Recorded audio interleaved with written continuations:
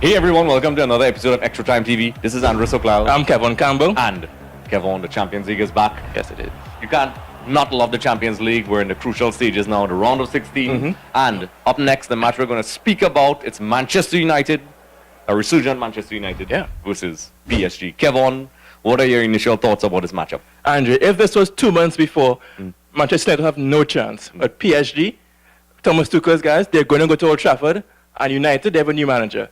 If this was Mourinho's Manchester United, I'll be saying they have no chance. But times have changed. Solskjaer is now in charge.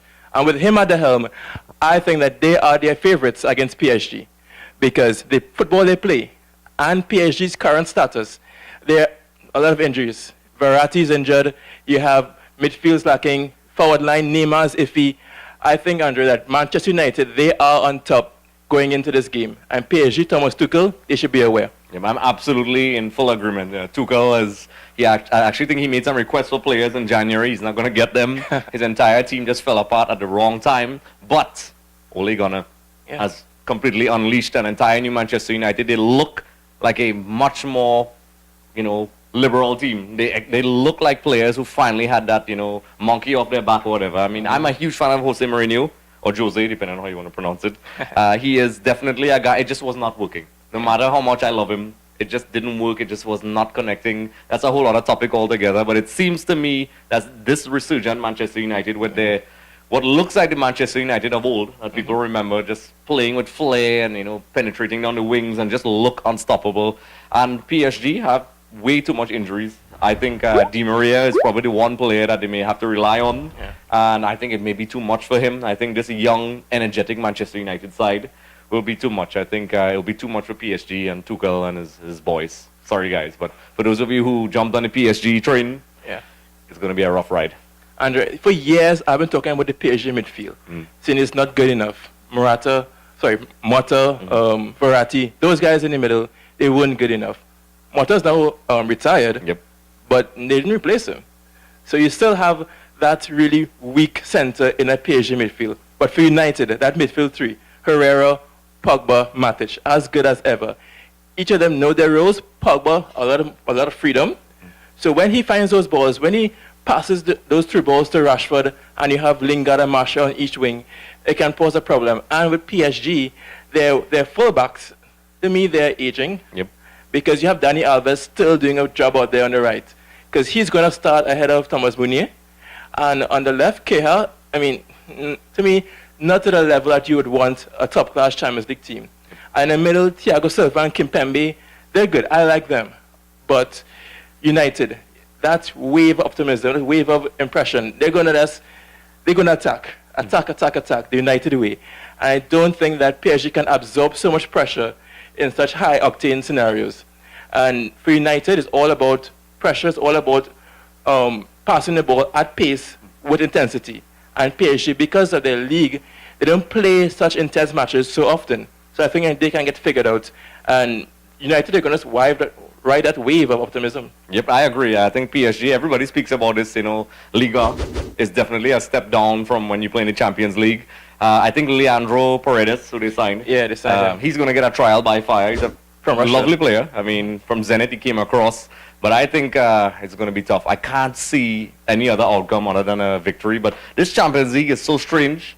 We've said that before many other times. But realistically, I think Manchester United are going to honestly dominate them over two legs. Unless they play an ultra-defensive game. Dani Alves still playing in that particular position is definitely not something that you really want to depend on. He's a talented player. I think Juventus knew what they were doing when they sold him. I think they got the last top-quality year out of him.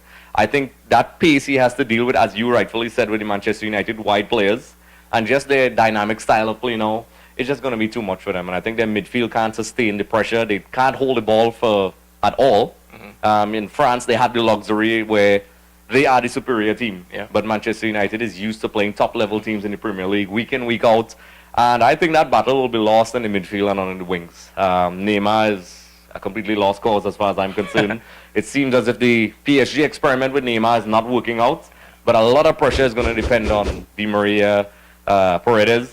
Unfortunately, he's an Argentinian that I like, but I'm wondering if he probably should have listened to Lo Celso and gone to Spain. The only way I can see PSG winning is if they actually play on the counter. Because when you have Di Maria, he's probably going to play behind the front three. When he can ping balls to Cavani and Mbappe, hit United on the break, because that United centre-back partnership, even though Tuchel is in, they're soft. Because it's either going to be Jones, Smalling, Bailly, or Victor Lindelof. And I don't trust any of them. What about Rojo? he hasn't even really been in the squad. So. The squad, yeah. Sorry, Rojo. Yeah, I don't trust any of them. And with Mbappe and Cavani, if they can get balls over the top, we know how Cavani loves his straight line running and his intensity, his random shots on target. Yeah, so random is the right word. Yep. Yeah. Sometimes he misses, but sometimes it's spectacular. Yeah. So that's the only way I can see PSG winning this. And in Old Trafford, it's going to be an obstacle. So I think that for PSG to come up with anything, they need to score in England. They need to score at Old Trafford. But they can do that. Yep. So I think it's going to be somewhat of an open game, because both teams, they love to attack, they love to play open football. So I wouldn't be too shocked if I see a 3-1 to United or something even higher. Yep, I agree. I think they definitely, with the players that they have available, Dani Alves, I mean, I was just criticizing him. But if they play that particular counter-attacking style that you mentioned, I could see that working. I mean, Di Maria, Cavani, Neymar, if he gets it right. Early in the season when they played at Liverpool, they were basically on the backswing for the entire game, and they got some key results, which basically kept them in the Champions League. So I really think that now that you brought that up, maybe I might reconsider my one-sided approach, because I think even though there are many flaws with this PSG team, I think if they set up to counter-attack, I actually think they may be quite dangerous with Mbappe and those guys with his, Owen-like runs against, like what he did against Argentina, unfortunately. Nothing but peace. Yeah. So, I mean, you all can let us know what you think in the comment section below. Do you think Manchester United, with their newfound enthusiasm, are going to roll over PSG, or would PSG sucker punch them and bring them right back down to earth? Because as you rightfully said, Manchester United's centre-back pairings are not exactly the most watertight in the world, and I could see Di Maria and Mbappe causing them some problems. Yeah, even their fullbacks, Sean, Valencia, or maybe Ashley Young may play there instead of Valencia, aren't the best. And Andre, this is the first time these two teams are ever playing each other in a competitive game, so it should be juicy. Yep. So let us know what you think in the comment section below. We'll definitely be waiting with pure excitement to see how this turns out. So with that being said, don't forget to like and subscribe to our YouTube channel, and let us know what you think about this matchup and the other matchups in this wonderful round of 16. Can't wait. Champions League. Yeah. Thanks for watching. If you want to check out more, look at this video. And don't forget to click the subscribe button, because when you do, one of your enemies will be destroyed.